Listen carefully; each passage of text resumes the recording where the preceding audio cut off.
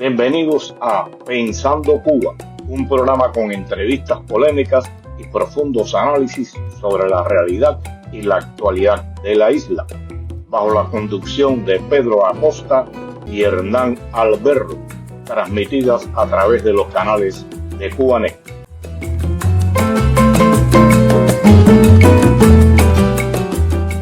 Tengan muy buenas tardes y bienvenidos a el primer programa Pensando Cuba. Estaremos junto a ustedes desde Madrid, mi amigo y colega Hernán Alberro. Y acá desde Miami les habla Pedro Acosta. ¿Cómo estás, Hernán? ¿Cómo va la vida? Hola Pedro, ¿cómo estás? Muy bien, por suerte. No, para acá estamos bien. Un poco pasado por agua, pero bueno, creo que Cuba también está igual. Hernán, hoy vamos a hablar de una fecha que Fidel antepuso a cualquier otra fecha histórica existente en el país antes de 1959 y me refiero al asalto al cuartel Moncada realizado el 26 de julio de 1953. Mucho se ha dicho sobre el tema, mucho se ha cuestionado, mucho se ha criticado. Hay algunos que, como yo, piensan que se está celebrando un fracaso. Y bien, para hablar del tema, contamos con la presencia de Juan Antonio Blanco, historiador, filósofo y presidente del Laboratorio de Ideas Cuba Siglo XXI. ¿Qué tal, Juan Antonio? ¿Cómo estás? Muy bien, muy agradecido por la invitación. Agradecidos nosotros por tenerte acá. Es un placer siempre compartir contigo. Juan Antonio, ¿qué valor histórico tiene realmente el 26 de julio?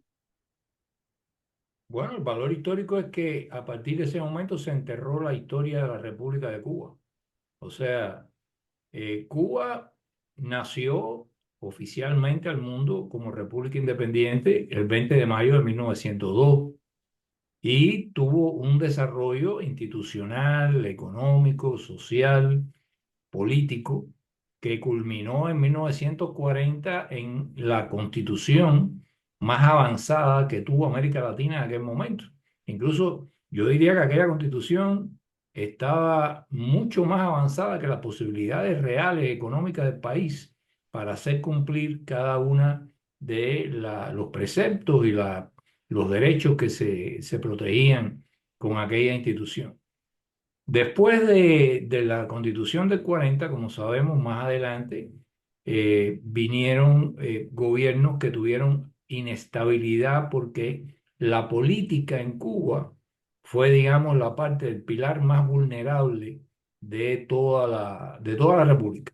O sea, la economía se desarrollaba, socialmente el país se desarrollaba, ahí están las estadísticas, pero el trauma de haber venido al mundo de un parto violento en la lucha contra el colonialismo español y tener esa trayectoria de que las cosas hay que conquistarlas a punta de pistola o con machete, pero no a través de la política, se hizo parte de la cultura política general del país, tanto para uno como para otro.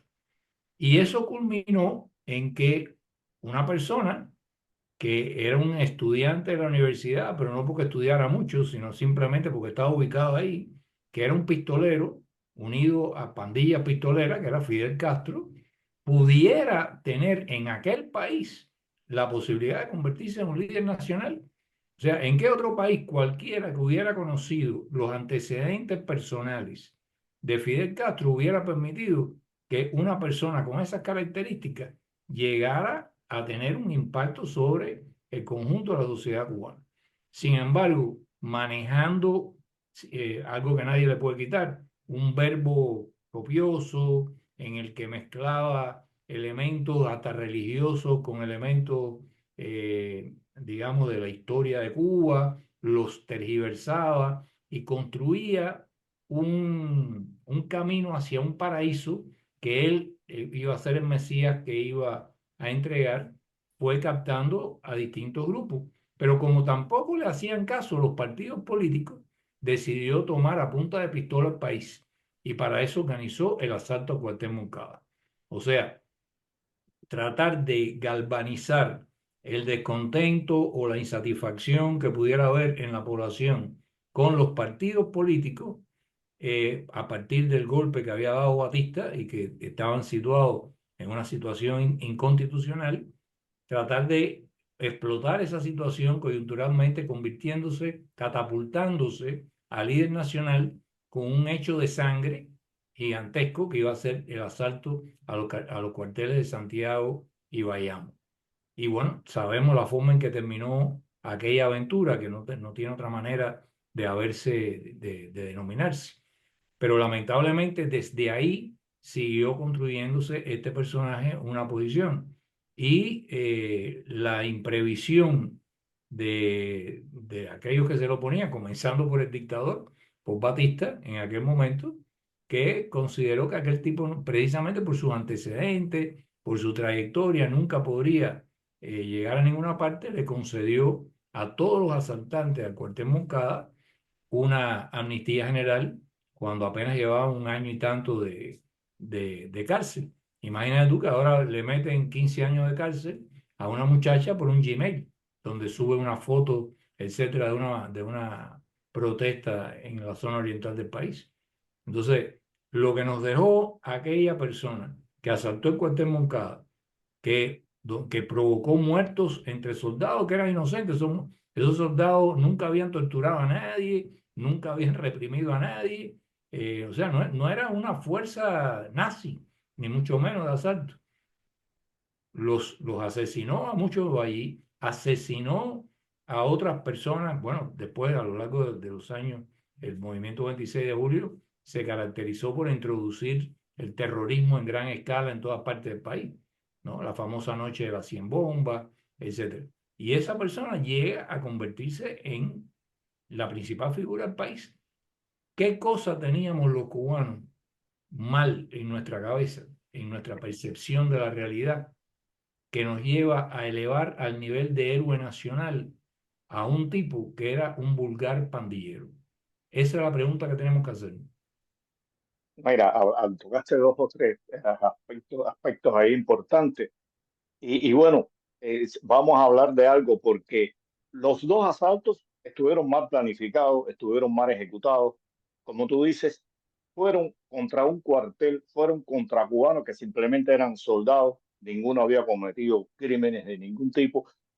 Se pensó incluso en hacerlo en fecha de carnavales porque suponía Fidel que en esos días iba a haber relajo en los cuarteles y era todo lo contrario. O sea, el análisis del fracaso del asalto es grande. Pero la historia ha pintado a Fidel como un valiente. Y tú crees que realmente Fidel se perdió o quiso perderse en el Moncada? Bueno, el hecho, supongamos, a lo mejor nosotros nunca podremos determinar si se perdió o deliberadamente quiso perderse. Lo de que se perdió es bastante improbable por quien iba al timón, ¿no? Que conocía la ciudad perfectamente y demás.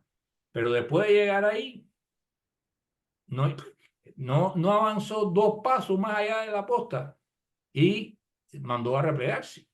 O sea, ¿cuál fue la participación en el Moncada que tuvo Fidel Castro? Ninguna, salvo dar la orden de retirada.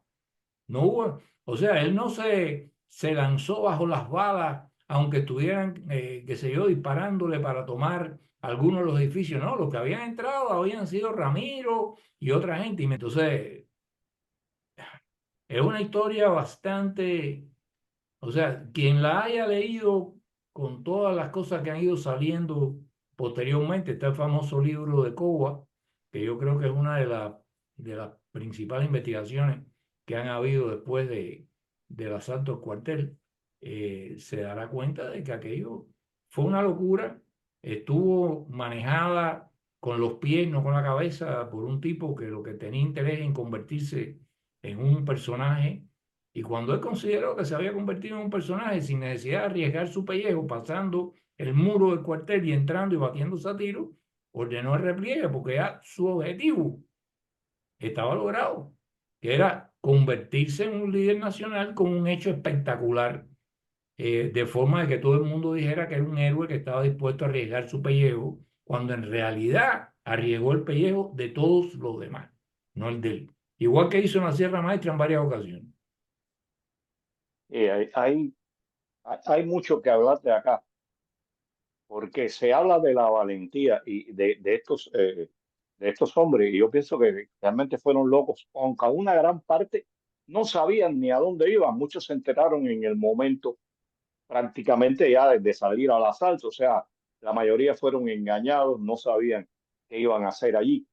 Y como tú dices, o sea, se dice que Fidel tiró, pero hay dos hechos significativos, o un hecho significativo para dos. A Raúl se le hicieron las pruebas de, Parafina, ¿cómo se llama? ¿Eh? de La parafina. parafina, y dio negativo. Y Fidel se negó a hacerse la prueba de la parafina. Mucha gente dice, no, era para no inculparse. Digo, nada que ver, porque en el juicio al Moncada, en el juicio, él se echó la culpa de haberlo organizado, de haber hecho todo. O sea, y pienso, son las especulaciones de la historia, que lo que pasa es que él ahí no había tirado un tiro y no quería darse a conocer. Pero, Pero oye, Pedro, perdóname que te interrumpa.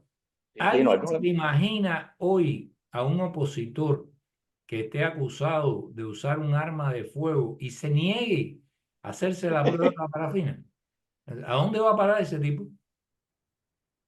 Entonces, vaya, la dictadura feroz de Batista asesina que iban, resulta que era un parque de niños, ¿no? En comparación con las cosas del régimen que este hombre implantó.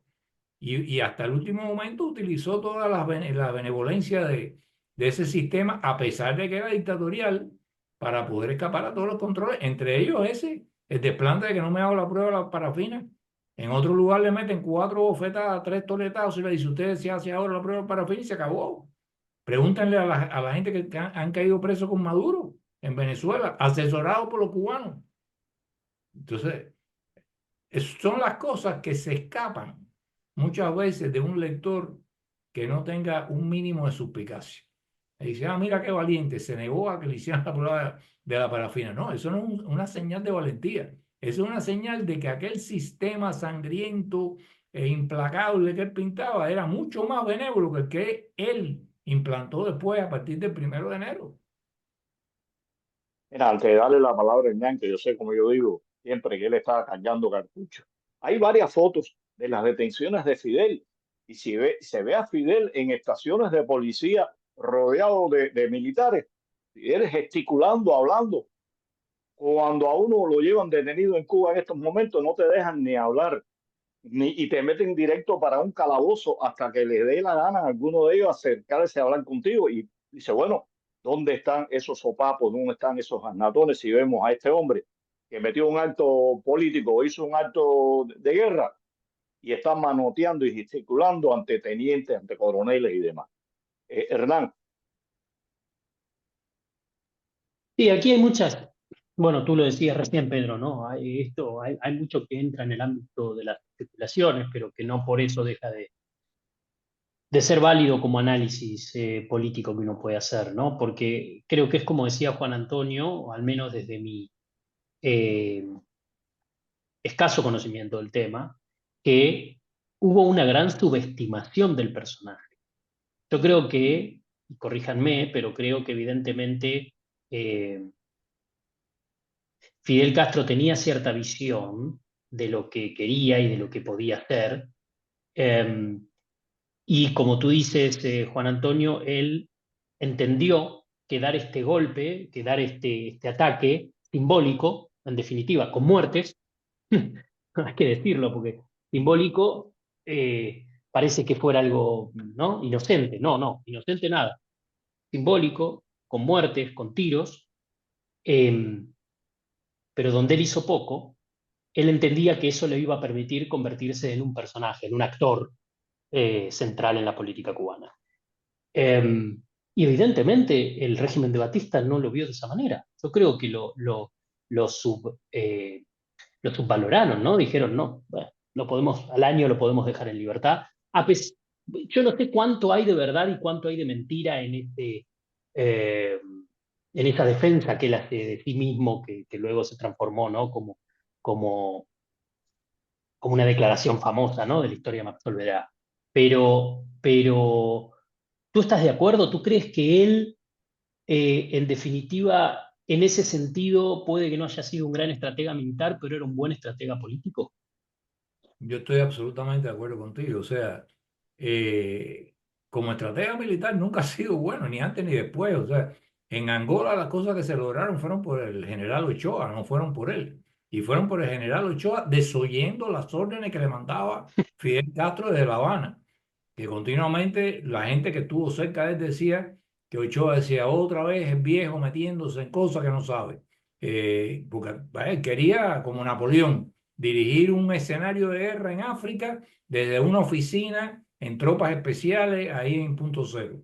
Entonces, siempre ha sido ese megalómano que se cree genio en todo, pero ciertamente desde el punto de vista militar, ninguna de las cosas militares que se lograron, ni la de Playa Girón, ni las de África, fueron porque él fue el que puso, digamos, su cerebro, su gran plan sobre la mesa. Todo eso fue tarea de historiadores oficiales, reconstruir lo que realmente pasó y darle una vuelta para hacerlo aparecer a él en el centro de los acontecimientos. Es como la famosa foto de él, o los videos de él tirándose de un tanque en Playa Girón, en la invasión de Bahía Cochino, y tirándole con un tanque a un barco y el barco explota. Todos esos barcos los hundió la aviación. Y cuando Fidel Castro llegó ahí a la arena de Bahía Cochino, no quedaba un mercenario. Todos habían ya sido capturados y la zona estaba totalmente pacificada. Pero él tenía ese concepto siempre de reconstruir la historia en su favor. Entonces, tal parece para el observador inadvertido que Fidel Castro se presentó en primera línea y aquellos pobres mercenarios se rindieron cuando vieron la figura de Fidel Castro emerger de un tanque de guerra. Y que todo eso es un cuento, todo eso es una fábula. Como es una fábula la historia esta del gran estratega, compadre. Si usted es un gran estratega, usted hubiera, digamos, militarmente hablando, usted hubiera hecho las cosas de otra manera en relación a Moncada y a Bayamo. Pero además de eso, ¿por qué él estaba necesitado de una estrategia militar como político? Porque los políticos no lo aceptaban. Lo veían como un muchachito pandillero estudiantil, nadie lo tomaba en serio. Y la forma de él de descaracterizar a aquellos políticos era decir, todos ustedes son unos cobardes, el pueblo necesita, ninguno de ustedes se ha enfrentado a Batista realmente, solo lo condenan de palabra y yo sí estoy dispuesto a jugarme el pellejo. Jugar el pellejo. Cuando llegó al muro y vio cómo que estaba aquello, porque dice fue otra vez. Ordenó retirar. La única orden dada por Fidel Castro en Moncada fue la de retirada. No hubo otra, no dijo este pelotón que se desplace para la izquierda, aquel que tome la parte del edificio central, nada de eso. Sino simplemente dos tipos le bloquearon la entrada y ya hubo un disparo y ahí mismo el hombre dijo, "Oh, esto se acabó aquí". Y se fue. Además de llegar tarde, además de todas las demás cosas que pasaron, que siempre para cualquier historiador suspicaz, como decía Pedro, dice, bueno, y esto de verdad es que el hombre que conocía a Santiago perfectamente se perdió. Y el que iba al volante, que lo conocía mejor que él, se perdió. Vaya, francamente no. Y Mira, pregunta desde la ignorancia. dale. Me parece que solo es muy puntual. ¿De cuánta gente estamos hablando?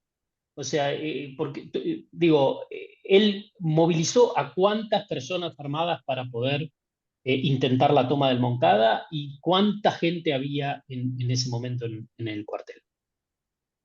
Yo no recuerdo la cifra exacta, pero sí te puedo decir lo siguiente. La gente que estaba funcionando con él, en lo que todavía no se llamaba Movimiento 26 de Julio, porque bueno, el 26 de julio fue precisamente ese día, sino que eran los leales a Fidel Castro, entre los cuales estaba Pedro Miret, que después fue comandante también de la revolución. Pedro Miret fue uno de los que entrenó gente en la Universidad de La Habana, porque además de eso, el estatus de inviolabilidad, de autonomía universitaria, hacía que la Universidad de La Habana fuera como una base militar de todos los grupos terroristas, subversivos, violentos que había en la política cubana. No solo en ese periodo, antes también.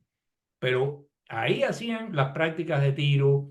Entonces, muchas veces lo que hizo Fidel Castro fue citar a, a esas personas que se habían voluntariamente involucrado en esta aventura, citarlas a un lugar para decirle, bueno, el momento cero, la hora cero llegó, por favor, preséntese a tal hora en tal lugar. Cuando él veía que había gente que no venía, que fallaba y después daba una excusa, no, mi abuelita estaba enferma, ese día no me llegó el mensaje, por las razones que fueran, él a ese lo dejaba fuera y no lo volvían a citar a nada, por un problema de medida de seguridad, de que no sabían si esa persona era realmente confiable en un momento determinado. Por eso te digo que un grupo que fue de más de 100 se fue decantando, yo creo que al final eran entre 60 80 personas las que No más, finalmente... ¿Cuántas? no más de No 80. más, sí. Las que finalmente ejecutan. O sea, el grupo inicial reclutado pasaba de 100, pero las que finalmente se quedan dentro del grupo que va hasta Santiago de Cuba y demás, entre las medidas de seguridad estuvo que él compartimentó a su hermano. O sea, su hermano no se enteró por Fidel Castro del asalto en Moncada, se enteró por Tassendi, que era un, no, o por Nicoló, pero no me acuerdo cuál de los dos, que era muy No, amigo de él, por trascende, Tassendi, socio de él. que era muy amigo de él y que le confesó que iban a saltar en Moncada. Y ahí cuando Raúl Castro dice, ah, no, pero a mí me van a dejar fuera. No, entonces se mete también en un tren para irse para Santiago de Cuba. Pero él no estaba reclutado por Fidel para esa operación. Y eso no es solamente el que yo diría que sería de mis hipótesis la que menos, que, digamos, credibilidad yo le daría. La cosa esa filial de que voy a proteger a mi hermano, pobrecita mi mamá, si a mí me matan, que quede él. No, el problema es que posiblemente ya de entonces no confiaba políticamente en el hermano por los devaneos que tenía el hermano con la gente de la Juventud Socialista del antiguo Partido Comunista en la Universidad de La Habana. Y recordemos que acababa de llegar de un Congreso de las Juventudes en ese momento en Europa. Y acabado de llegar, se entera por Tascente de esto, y ahí es que se enrola sin que nadie le haya pedido que se enrolara y sin que tuviera ningún tipo de preparación. Y el nepotismo comienza porque una persona que se ha enrolado en el último minuto, casi que por accidente, que no ha tenido ningún entrenamiento, lo ponen al frente de una acción que es tomar el hospital, el Palacio de Justicia, perdón. Mira, hay algunas cosas aquí que es bueno destacar. La primera, en este acto se cometió una violación de las leyes internacionales, que fue que se vistieron con el uniforme de aquellos que iban a atacar. Eso está sancionado por las leyes internacionales. Incluso recuerdo que cuando Díaz-Lan bombardeó los aeropuertos, le dijeron cobarde, alevosía, porque utilizó las siglas de la FARC, de las Fuerzas Armadas, en los aviones. Sin embargo, él hizo esto. Y hay una cosa, Hernán, mira, no solo la cantidad, porque cuando más 80, pero distribúyelos entre Bayamo, ¿cómo se llama? El Palacio de Justicia y el hospital y el Moncada. O sea, Moncada no irían ni 40 ni 50, yo creo, pero el arma más potente que tenían ellos eran calibre 22, o escopetas de cartucho, pistolas, no había fusiles. O sea, ¿contra qué tú vas a combatir? ¿Contra quién tú vas a luchar con esas armas? ¿No? Y lo otro, hay una cosa que es bueno precisar sobre la valentía de acá. Yo tengo un amigo que me decía, se perdió en el Moncada, se tiró en Cayo Confite donde había tiburones para que no lo detuvieran. En Alegría del Pío se escondió y estuvo 3 días enterrado en un cañaveral. Y en la Sierra Maestra, en el único combate que participó, fue en el combate de Lugero, donde dio a 150 metros con una fusil de mira telescópica la orden de combate. Y en Girón, la famosa foto, él fue allí a tirarse la foto. Hay que precisar estas cosas porque esa máscara de hombre valiente no existe. Cuando llegó a las arenas de Playa Girón, ya el Hudson estaba hundido, le hicieron un tiro directo y él fue allí para tirarse la foto. pero realmente no es estrategia, como dice Blanco, mal planificado. Cuando usted se pone a analizar todos los errores que se cometieron en el asalto de Moncada, son infinitos, empezando por el armamento que llevaban. O sea, yo creo que no había ninguna justificación histórica, por muy bien organizado que estuviera Juan Antonio, por muy bien organizado, por muy bien armado que estuviera, por mucho que hubieran logrado tomar el cuartel Moncada, ¿estaba justificada esta acción No, es históricamente? como dije antes, yo no creo, nos han hecho creer con toda esta bibliografía que nos inunda oficialista, nos han hecho creer que esto fue una operación militar. Y para mí, para Fidel Castro, nunca fue realmente una operación militar, porque no tenía ni seguimiento. Esto fue una operación política para él catapultarse como dirigente nacional y que lo tuvieran que tomar en cuenta, a costa de la sangre de todo el que muriera allí, de un lado y del otro. O sea, mando a todos estos locos allí, los lleno de furia, los hago asaltar el cuartel, se entrarán a tiros allí, morirán soldados, morirán gente de esta, y eso sale en todas las noticias del país. Y yo hago los discursos inflamatorios de que nosotros sí, yo sí, estoy dispuesto a morir por la patria y por esto y por lo otro. Pero lo cierto es que él trató de hacer todo lo posible por salvarse, porque si no, la estrategia política habría fracasado, porque entonces no había logrado nada, que era que los demás murieran por él, cosa que se convirtió en recurrente a lo largo de la historia de Cuba, que siempre había que morir por Fidel Castro y que se catapultara él políticamente. Eso fue una operación para él, tan egoísta como todas las demás que hizo después. Juan Antonio, vamos un poco a hablar ahora del juicio, de los resultados del juicio y de la cárcel. Es bueno, yo pienso, hablar de esto, porque estamos hablando de un hecho de sangre que le costó la vida a más de 40 cubanos y que trajo después más derramamiento de sangre. Y las condenas impuestas a los asaltantes del cuartel Moncada no pasaron de 15 años y le fueron impuestas a Fidel Castro. Y como tú dices, antes de los 2 años, Batista dicta una amnistía y se liberan a todos ellos. Pero hay que hablar un poco también de cómo es la cárcel. Fidel habla de que daban clases de marxismo, que tenían su biblioteca, que tenían su cocina, habla hasta de cocinar langosta, o sea, todo un grupo, incluso a su amigo, es de apellido Calle, no me recuerdo el nombre, le dice, esto es como un hotel, pero preso.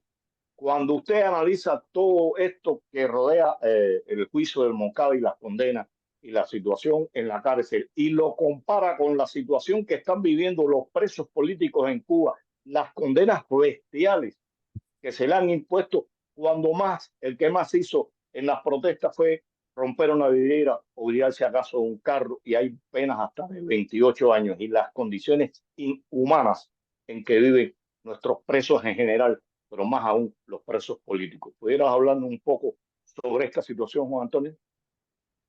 Bueno, un poco lo mencioné antes, o sea, la diferencia que hay entre una joven que por subir a internet una fotografía, un video del 11 de julio le echan una cantidad de años muy superior a lo que estas personas cumplieron en la cárcel y fueron amnistiados. Pero además, como dices tú, las condiciones de vida de Isla de Pino no fueron las que encontraron después los que se habían alzado contra Fidel Castro, que enviaron ahí, que aquello se convirtió en un legítimo infierno. O sea, eh, yo vi la película de Plantado, yo te digo que la película de Plantado queda por debajo de la realidad, porque yo conozco a muchas de las personas que estuvieron allí y hay que escucharle las historias de cómo sobrevivían el día a día en aquellas circunstancias. O sea, golpizas continuas, bayonetazos continuos, abusos corporales y laborales de todo tipo, cuando los metían en en el lugar este que estaba lleno de heces fecales, para que se ahogaran ahí entre las heces fecales y no le dejaban llegar a tocar la tierra para salir de allí con la bayoneta. O sea, cosas que solamente en un campo de concentración nazi. O sea, hemos visto, o sea, cómo esos custodios fueron convertidos con esta ideología de odio en nazis, en gente que no tenía escrúpulo ninguno en hacer todas estas barbaridades a los prisioneros. Y sin embargo, entonces, se han derramado ríos de tinta para hablar de la terrible dictadura a la que se enfrentó Fidel Castro. La dictadura que, bien como tú recuerdas, le permitía a Fidel Castro manotearle a los oficiales en su cara cuando estaba prestando declaraciones en el Vivac de Santiago de Cuba. La dictadura que un sargento podía permitirse desafiar al jefe del campamento que había ordenado la muerte de Fidel Castro porque estaría bastante disgustado con la mala, digamos, con el hecho de que lo hubieran sorprendido allí durmiendo a los soldados y demás, y con el ratio de muertos que había hasta ese momento. O sea, esa orden fue criminal, pero sin embargo un sargento se permite no cumplirla y no pasa nada. Y la Iglesia Católica se permite meterse en el medio y no la mete en presa. Trata ahora de que el obispo de Santiago de Cuba interceda por un preso y que haga pública su denuncia, a ver qué le va a ocurrir a la Iglesia Católica en Cuba y qué le va a ocurrir en particular a ese obispo. Y así tú vas recorriendo las comparaciones, son atroces, atroces. Y sin embargo, lo que queda en la memoria en este lavado de cerebro de 65 años es lo terrible que fue aquella dictadura, que además era una dictadura política. Batista no era una dictadura totalitaria. O sea, Batista se apropió del poder político y mientras tanto había tribunales que él no había nombrado que podían seguir funcionando. Un magistrado en el juicio de Fidel Castro se permitió votar en contra por absolver a Fidel Castro, que fue Manuel Urrutia Lleó. Que trate de hacer eso alguien ahora en alguno de los juicios que le han hecho a estos muchachos. Que un juez con dignidad diga, yo no puedo votar condenando a estos muchachos porque es una injusticia. A ver a dónde va a parar ese juez y qué es lo que le sucede. Todo, además la economía, ¿por qué prosperaba con Batista? Porque era libre, porque Batista nunca le dio por controlar la economía. Batista lo único que hacía era tratar de traer más inversionistas, más turistas, pero los que manejaban la economía cubana eran los cubanos, las empresas extranjeras que había, por supuesto, y los cubanos. Y los cubanos ya para el 58 estaban controlando buena parte, más de la mitad de la industria azucarera, por ejemplo. Entonces, con esto, ¿qué es lo que te digo? De que de la noche al día, de la noche al día, no es para justificar el golpe de Estado, no es para justificar las barbaridades que hicieron Carratalá, Ventura, en fin, todos aquellos personajes que se hicieron famosos por su golpiza y tortura en las mazmorras de las estaciones de policía o del ejército de Batista. Para nada. No justifico nada de eso. En mi casa estuvieron 11 veces la contrainteligencia militar y el BRAC. O sea, el Servicio de Inteligencia Militar, que era como se llamaba, el SIM y el BRAC. Y yo incluso veía la diferencia entre un cuerpo y otro. O sea, el SIM eran unos salvajes que llegaban con las sirenas, abrían un gran show. Para detener a mis padres siempre era un gran show. Se tiraban de las perseguidoras, se tiraban con una ametralladora en la mano, como si fueran a coger a un gran terrorista, y después sacaban a mi padre preso, a mi madre, lo que fuera. El BRAC, que había sido entrenado por Estados Unidos, por el FBI, precisamente porque querían introducir otra cultura policíaca en Cuba. Ahí están los documentos. Preocupados por esta cultura de la represión sin control de República Bananera que tenía el ejército batista allí. Los tipos se presentaban en tu casa, tocaban decentemente, andaban de cuello y corbata, te trataban de usted. Es más, cuando mi madre les tiró la puerta un día, o la ventana, mejor dicho, y le digo, ustedes no, yo estoy sola aquí y ustedes no me van a llevar presa porque yo estoy sola con mi hijo. Dice, pero mire señora, lo podemos llevar a su hijo. Dice, no, no, mi hijo, usted no tiene orden de arresto contra mi hijo. Y los tipos se fueron tan tranquilos y se lo contaron al jefe, que era Castaño, que después lo fusilaron. Y mi padre estaba allí en el momento que llegaron y le dijeron, su esposa es una salvaje, nos tiró la ventana en la cara y qué sé yo. Sí, pero eso era Brac. Trata de hacerle eso al CIN. Y eso era la dictadura batista. Ahora, esta gente, ahí están los videos de los asedios a las casas con los familiares y los niños, de gente que son, nada, que no están conspirando, son simplemente disidentes políticos. Y después las condenas esas de 15 años, 20 años, 30 años, paredón de fusilamiento. Ahora están apelando a que van a volver a activar el paredón de fusilamiento. Oye, eso no es huevo. Aquí en Miami había una época que la fundación esta de la memoria histórica todos los días publicaba en una efeméride, en un día como hoy, se fusilaron año por año a fulanito, menganito, y te daban los nombres y los lugares donde fueron fusilados. Año por año por año. Miles de personas. Entonces, esa es la revolución que vino a salvar al pueblo de la dictadura de Batista. Y además, esa es la misma revolución que llegó diciendo que era de los humildes por los humildes y para los humildes. ¿Y qué pasó? ¿Cuánta gente están buscando de los que sirvieron la revolución de los humildes por los humildes y para los humildes? Lealmente, ¿cuánta gente de esas se están muriendo de hambre? No tienen medicina para sus hijos. Algunos están en las calles deambulando y buscando comida en los latones de basura. ¿Por qué? Porque lo que hicieron fue robar y después cambiar el modelo comunista para incluso desentenderse de todo servicio social hacia la población y dedicarse a robar con Gaesa, con una corporación oligárquica que tiene una buena parte de sus empresas en paraísos fiscales y registradas afuera. Y donde la señora controladora del país, de la República, tan eficaz en caerle arriba a una MIPYME o a un infeliz quincallero, dice que ella no puede auditar Gaesa. ¿Por qué no? ¿Por qué? No, esos muchachos son muy eficientes. ¿De verdad? Entonces, están No, por la mira, corrupción. eh, un poco ilustraste lo que sucedió y la venganza, porque realmente lo que se hizo a principio de revolución fue una venganza. Se calcula que en los primeros 3 años se fusilaron a más de 3.000 personas por la dictadura cubana. Y Fidel, en una entrevista que le hace una mexicana, no recuerdo el nombre, en los años, a principios de los 2000, le dice, no fueron tantos, fueron 1.500, 1.600, como diciendo, no, fusilar 1.500, 1.600 es una cifra despreciable. Realmente la historia tiene que escribirse.